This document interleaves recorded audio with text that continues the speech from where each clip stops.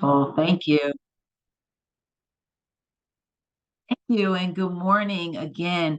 My name is Kimberly Jackson. I'm the Senior Director of Client Success at Public Partnerships, which is the fiscal intermediary that oversees the vendor fiscal employer agent model of self-direction in New Jersey for the DDD, PPP, and the JACK programs. It is my pleasure and honor to introduce our next keynote speaker, Paul Aronsohn. Paul Aronsohn is currently serving as New Jersey's statewide ombudsman for individuals with intellectual or developmental disabilities and their families, a position to which he was appointed by Governor Phil Murphy in April 2018. As such, he serves as the administration's lead advocate and ally, for New Jersey's residents in need of critical services and supports ranging from early childhood through adulthood.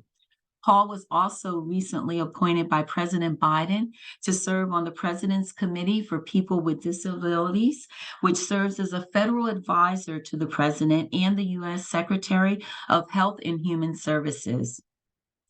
I could read Paul's bio, but I'd rather share that I have had the opportunity to work with Paul and see him in action.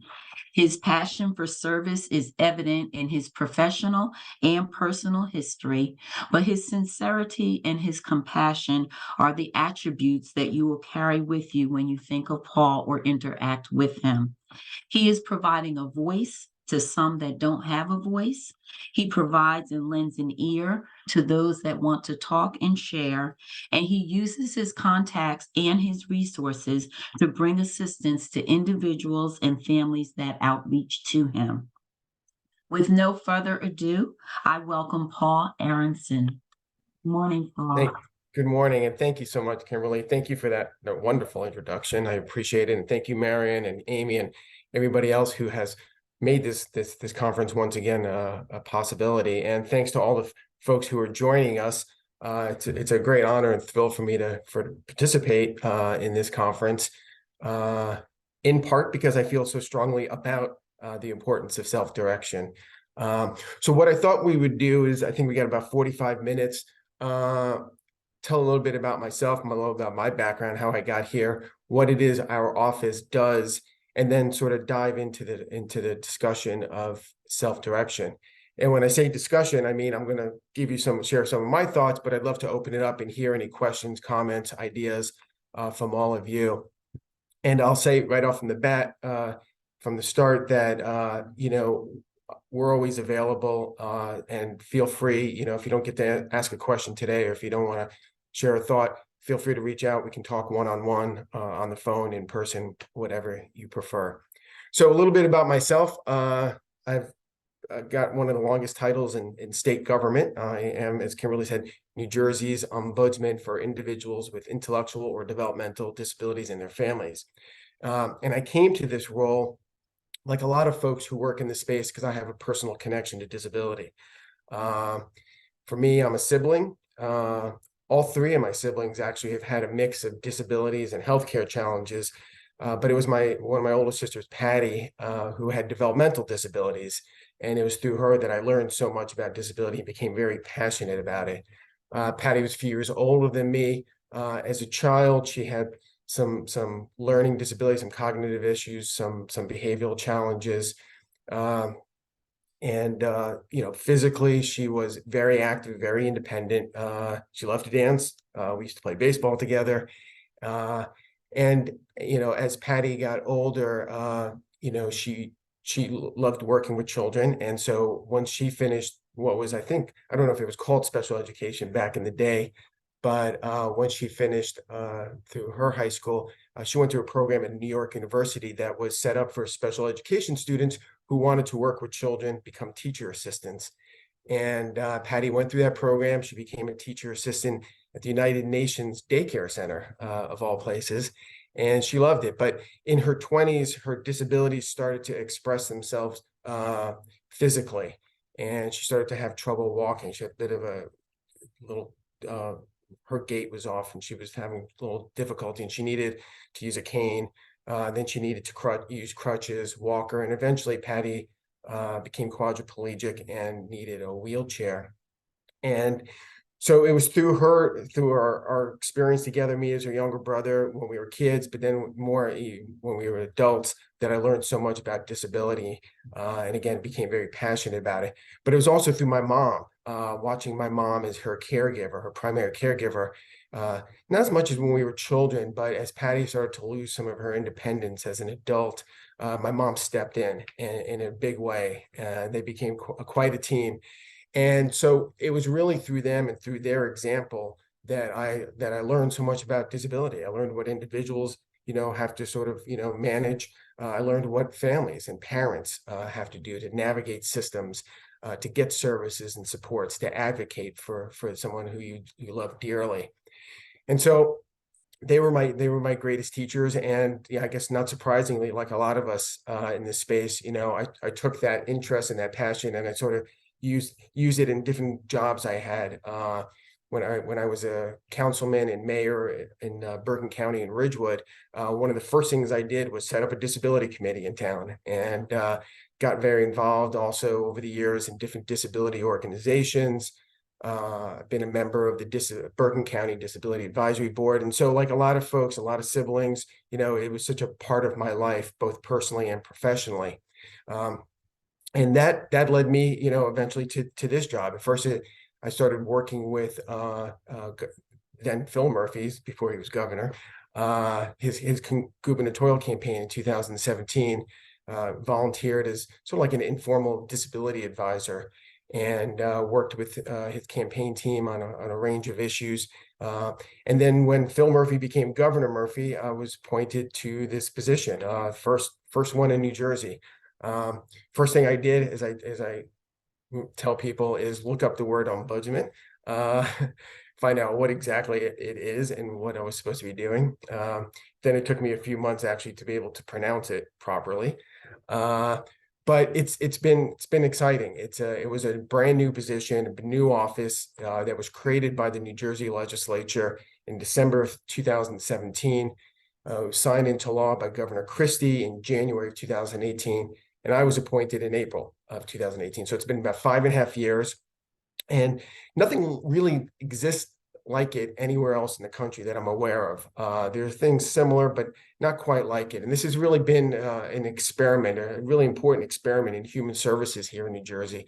So standing up this office was both a challenge and an opportunity, as anyone's ever started something from scratch. But I was able to use the legislation as a guideline, if you will, for what this office should look like and some of the things we should be doing. I also reached out early on to some of the legislative sponsors of the legislation, people like Assemblywoman Valerie Huddle, former Senator Tom Kane Jr., people who were sort of the driving forces behind the legislation, creating the office, to find out what they wanted and what they expected. And the legislation sort of outlines, certain responsibilities, but we've thrown them into 3 buckets, if you will. First, and probably foremost, it's really making sure that individuals, children, as well as adults and their families, get the services and supports that they need and deserve. And that means that I spend probably about 80% of my time troubleshooting with families, trying to, answer questions, point them in the right direction, connect them to the right policymaker, the right office, the right program. Some individuals and families come to us with just 1 or 2 questions. Some I've been working with my entire 5.5 years here, because as we all know, these are lifelong disabilities. And when you get through this set of challenges, tomorrow there's another set of challenges. And so our office is here to work with families through it all. The second bucket is really working to try to improve the system of care for people with disabilities in New Jersey, trying to make it more user-friendly, more accessible, more person-centered. And we do that because we serve sort of as a nexus between the decision makers and those impacted by the decisions. And so we have the ability and the opportunity really to learn firsthand from individuals and families, what the challenges are, what's working, what's not working. And we're able to share that information with our colleagues in the governor's office, in the Department of Human Services, Department of Children and Families, throughout state government.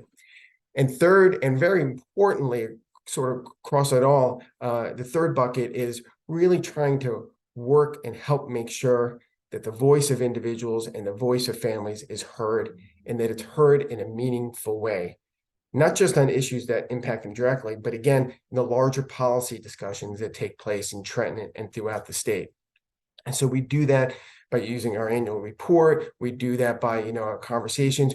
We do that by helping sort of make sure that individuals and families are not just a part of the conversation, but to the extent possible that they're actually driving the conversation, that their ideas, their insights, their experiences are reflected in the policies and procedures that are established and changed and not changed. And so we really do everything we can to sort of help give them a platform, give the individuals and families a platform. I do have an office. It's in Trenton. There's 4 of us in the office now. For the first 2 years of my job, some of you know, it was just me. But now we've got a good strong team of 4. But we're covering the entire state, children as well as adults, and so our bandwidth is kind of limited. So we work hard, but for us it is a real labor of love.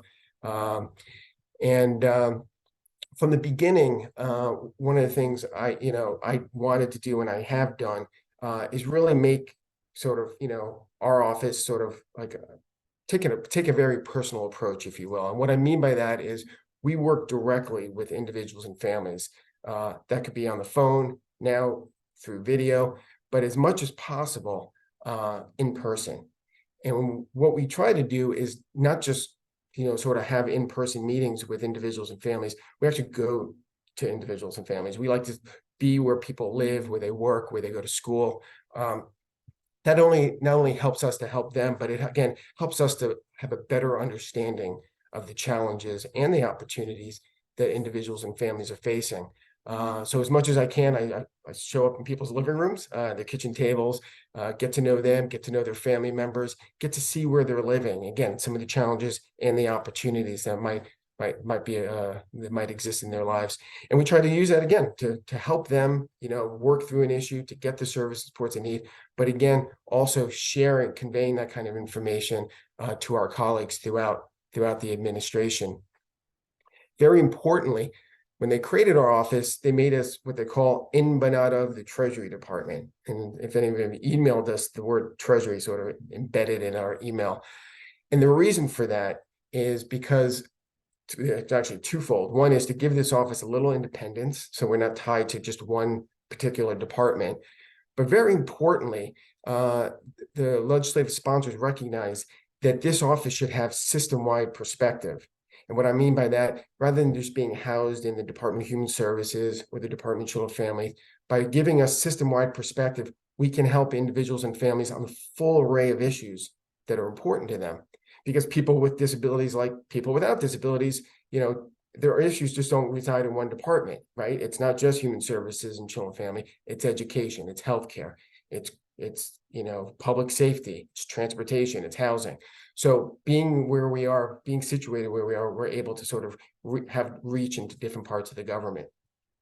So not surprisingly, we work on every issue imaginable. And we often say in our office, not a day goes by when we either don't learn something new, or, learn something new, or, be asked a question that hasn't been asked before. And we welcome that. And it's a real opportunity for us to, again, become better at what we do, more of a resource, but also we have the ability to sort of get the answers more often than not. And so one set of issues we work on often are, those related to self-direction. And it's, in fact, we work with a lot of families who have been self-directing in their services and supports. And it's a real wonderful thing, to have that option in, for those of us, particularly in New Jersey, where we do have a lot of resources. It's wonderful to have that option. It's not for everybody. Some people like or need to go through an agency to get their residential supports or their day hab or employment services or whatever they need, but it's an option. It's an option that's available to every family. And it's a really great program. And as you heard, we have an actual office within our Division of Developmental Disabilities dedicated to self-directed services, which is a really wonderful resource. And so what we do is we work with families to, try to navigate the issues that come to them. Not surprisingly, people come to us because of the nature of our office, often when something's not working, or when they want to change in something. And so those are the issues we often sort of try to wrestle with. And we work very closely, not just with individuals and families, but with our colleagues throughout government.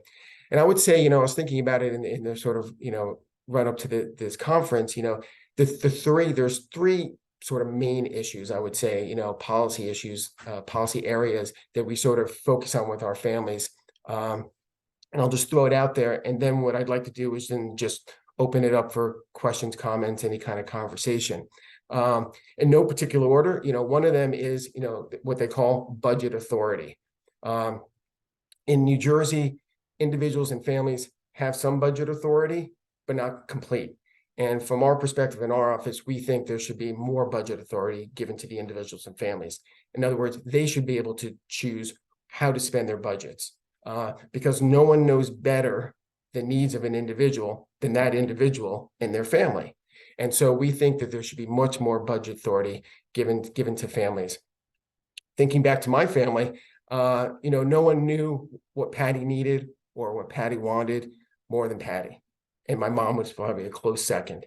And so we need that flexibility. We need it to be even more person-centered than it is. And I think by giving families and individuals more budget authority, we would go a long way to getting there. The second thing I would say, an issue that we work with very closely related to that, is what they call employer authority. And that's the ability to not only select your employees, your self-directed employees, but to determine how much they get compensated. And right now in New Jersey, we have effectively a $25 an hour cap threshold, whatever you want to call it. That doesn't seem to make sense to us. We think that the decision on how to compensate, what to compensate a self-directed employee should be made by the individual and the family with guardrails in place. But they know best, and they know what their needs are. And that those decisions should be based on their needs and the qualifications of the employees. And in that context, really importantly, qualifications shouldn't just be someone's certification or training. It can also be familiarity with the individual. It can also mean, real life working experience with individuals with disabilities. Again, looking back, to my sister's situation, no one knew Patty's needs better than Patty and my mom, and no one, and for me, what's more important is finding a staff person, that was, that my sister was comfortable with, that understood my sister, that was sensitive to my sister, regardless of how many degrees they might have, just making sure that Patty felt comfortable and Patty was well served. And again, no one knows that better than the individual and their family member. And the third issue I'll throw out there for you, it's something that was brought to us by a family member, and we've been working with a small group of family members and some folks from the provider community on basically sort of the future, if you will, the next step, what's next for these self-directing families. In many respects, we've got sort of the first generation of self-directing families that are sort of aging out. And we work with families that are really concerned about what's going to come, when the caregiver, is no longer in the picture. Who's going to take care of their adult child? Who's going to be there? Not just even to serve as a guardian, but who's going to be there when, staff doesn't show up and there needs to be some staffing changes, or bills need to get paid, or the rent is due. We've started this conversation that was brought to us by families, not surprisingly, but it's an issue we need to figure out, because there are a lot of folks, again, congregate living and living in group homes and supervised apartments works well for some people, but for those that don't want that, those that want to maintain their own residence, that want to maintain full self-direction to the extent, and the choices and the independence and the person-centeredness of it, we really need to think about what needs to be to for those folks. And so we've been working again with that. That's a discussion we've been having also with our colleagues in state government. But to me, those three issues, those are, budget authority, employer authority, and sort of, what's next, the future of self-direction, are the things that we sort of wrestle with in our office. But again, what I'd love to do now is just open it up for some thoughts and questions. And again, I just want to emphasize, if you don't want to ask a question now, or if you're not seeing this live, you're seeing this on tape, reach out to our office. We welcome the chance to talk to you, to learn more about your experience and what you think works and doesn't work. So with that, Kimberly, I don't know if we can sort of start taking some questions. If you're there. I am here. Yes, I think we can. Hold on, let me just, I'm checking the chat because the guidance that we had provided earlier, Paul, was to put questions in the chat. So I'm wanting to see Okay. if anything is, what's been stated here. It's a question.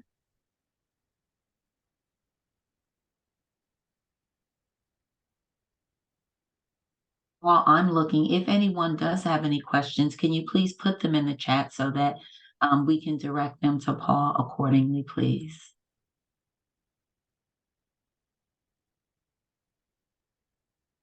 I do see a lot of commentary just in agreement with what you were saying about the need for more housing choices and support, choices and regarding services.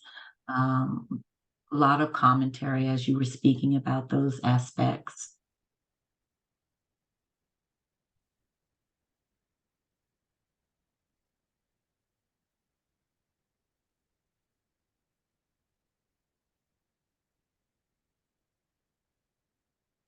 Well, thank you for everything you have said, all you do, and advocating for all of us. Okay, someone's saying they put something in here. Hold on.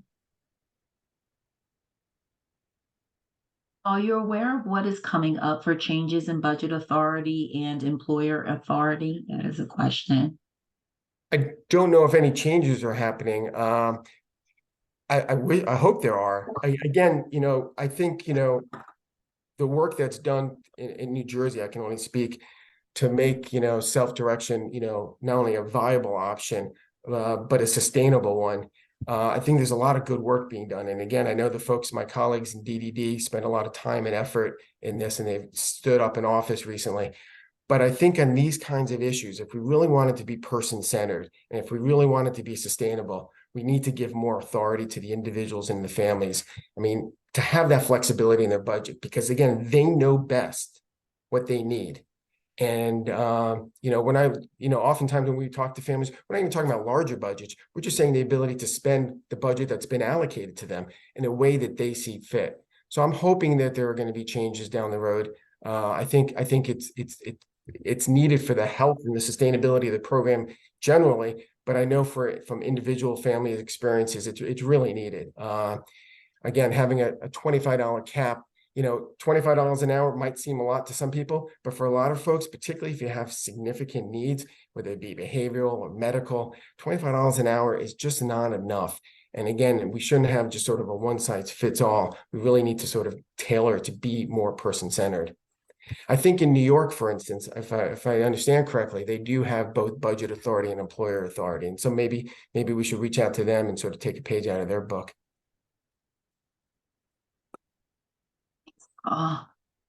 The questions being asked I'd like to know what specific steps or actions are being taken to make self-direction more sustainable, particularly as parents are aging and will no longer be able to maintain that. I'm sorry, can you say that again? I got a little feedback when you said that. I apologize. My apologies. The question is, I'd like to know what specific steps or actions are being taken to make self-direction more sustainable, particularly as parents are aging and will no longer be able to maintain that. Yeah, again, I think work is being done both within government and outside of government. And, a lot of it's being driven by families, who are saying, what's next? Again, we work with a lot of families who may not have a natural successor guardian or a successor caregiver. And so they're really worried about what's going to happen to their adult child once they're no longer on the scene.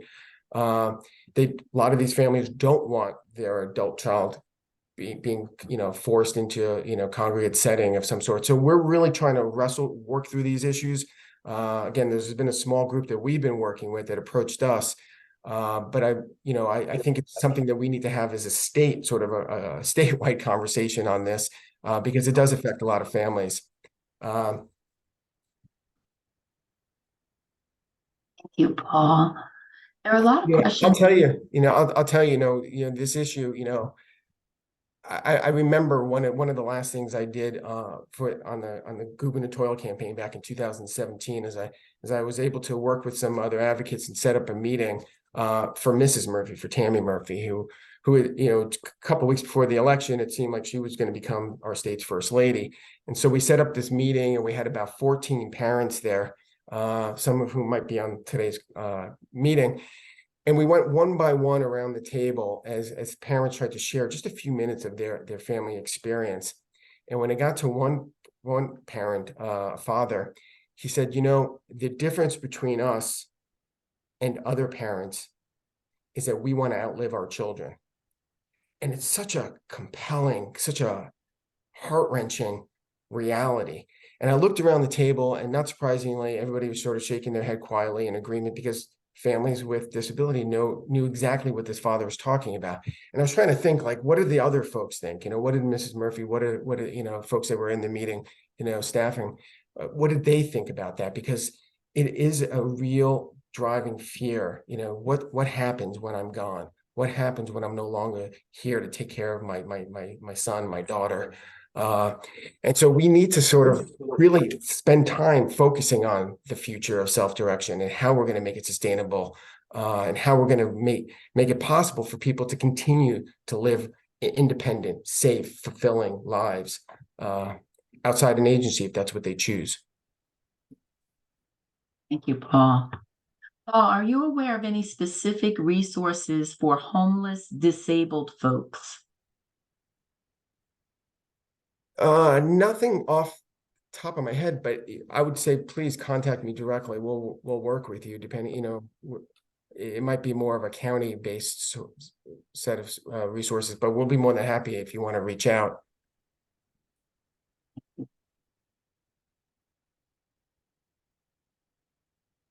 There are some questions that we can probably answer, that Paul probably cannot answer, but we can probably address them in the chat themselves. But Paul, would you consider having a Zoom meeting with families? Having what? I'm sorry. Your own Zoom meeting. Sure. Absolutely. We do it all the time. We do Zoom meetings. Some folks, invite a few friends over. We sit down, we talk. I'll talk to anyone, anywhere, anytime. Because that's how we not only help individuals, but that's how we make the system better. It's with meaningful input from the folks at the center of it, the individuals and their families. So anytime. Paul, you mentioned a small group that you're working with, and it's being asked, how can we join that group? I'm not sure which small group you. Yeah, what I would suggest is email to me. I mean, so again, I work with different groups, even within self-direction. Some families are focused on sort of the budget and employer authority. Some folks were thinking more about the future. But shoot me an email, and I'll try to plug you in if we can. But we need everybody's sort of input on this, because it's a hard one. It really is hard, and it's so important.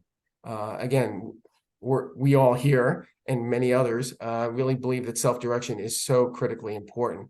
It's such an important option for some folks. For some folks, not even an option, because of a bad experience they might have had through an agency or stories they've heard. It's to them, it's all that there is. And so we need to work together, government, non-government, families, individuals, sort of bring our ideas together and making it better and sustainable.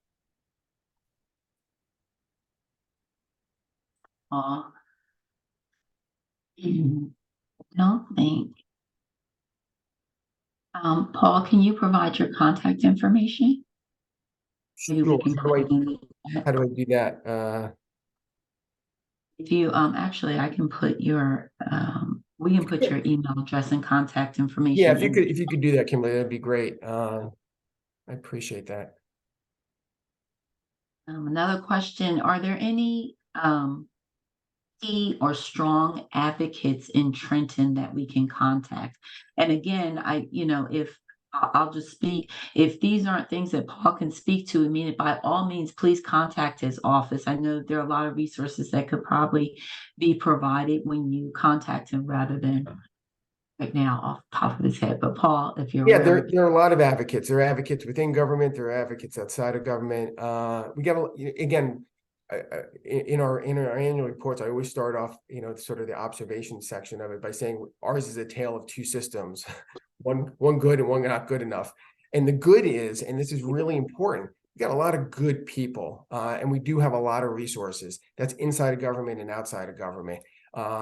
So yeah, there are a lot of advocates. I will tell you though, and I'm not saying anything that's going to surprise you, most of the positive changes that I've experienced, not only in this position, but in other government positions I've been in, has been driven by the individuals and families themselves. Again, what works and doesn't work. And so, I always look to a bunch of family advocates and individual advocates to sort of help guide us. But, reach out to our office. We'll try to connect you. Of course, we work very closely with the New Jersey Council on Developmental Disabilities. Very closely with them. It's a wonderful organization. They have, related to them, attached to them, the regional family support planning councils. There's a statewide one. There's local regional ones, so we can plug in with that. We work very closely with organizations like Autism New Jersey, the ARC of New Jersey, Disability Rights New Jersey. There's just a lot of good resources out there, but we'll be more than happy to sort of not only give you a list of them, or point you in the right direction, but also facilitate introductions if that's what you want.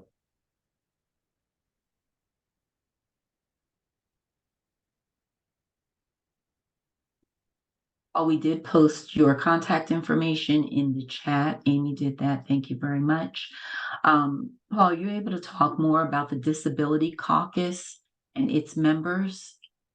I assume you're talking about the Legislative Disability Caucus? Is that? I presume So, so. yeah, so That's that's the only initiative. Yeah, that was an initiative that was spearheaded by the New Jersey Council on Developmental Disabilities in conjunction with former Senate President Steve Sweeney. And it was really to sort of create a caucus, legislative bodies, whether they be Congress or, in Trenton, have caucuses that are focused on certain issue areas. And this was really the first time to set up a disability caucus. And I think it serves two different functions. One is they have quarterly meetings and they pick a topic, and legislators are, come to those. They're all virtual meetings so far, but they come to the meetings and they discuss it. And sometimes there's experts or family members, but also it just sort of creates, some sort of relationships and networking opportunities, both for legislators as well as for family members.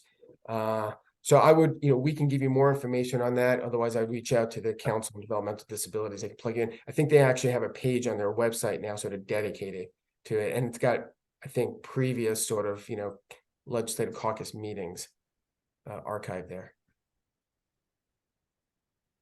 Thank you, Paul. Are there any other questions?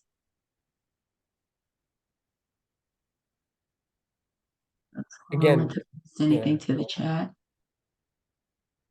If there are none, by all means, we've posted Paul's contact information in the chat, both his email and phone number.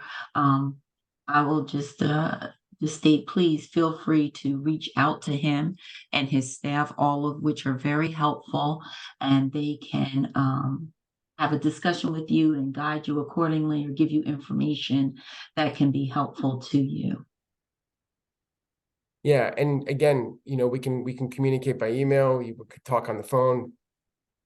You can invite me down or wherever you are, up, down, whoever, I'll come meet with you and talk with you. And let me just again thank all of you for participating in today's conference, and the organizers for making it possible. Such an important topic, and it's such a great opportunity we have here in New Jersey. And so we look forward to working with everybody to make it even better.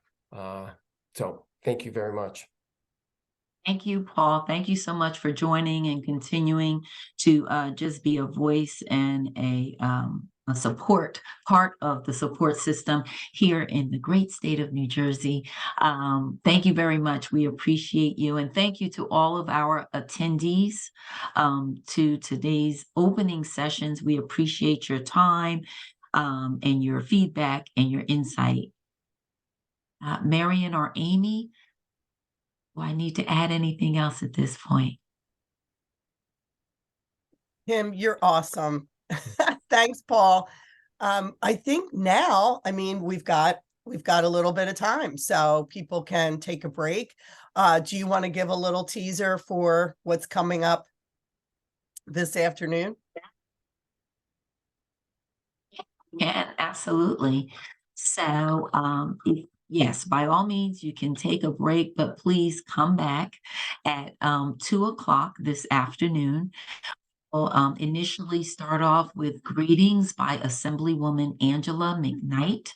And then we will move into the opportunity to get into one of 3 sessions that are being held this afternoon. All of them, I promise you, all of them will be exciting and enlightening. We have self-advocacy, an essential element for self-direction success. We have home accessibility, identifying and barriers. And we have agency with choice program overview. So each of those will be going from 2 to 3. Those are our sessions that we have from 2 to 3. There'll be a break, and then we will bring on an additional 3 sessions from 4 to 5 and conclude with 3 sessions from 7 to 8. So just wanted to kind of give you a lay of the land of what's to happen on this afternoon. If you haven't had an opportunity to do so, please visit the website where you will be able to see a list of the different sessions that are being held.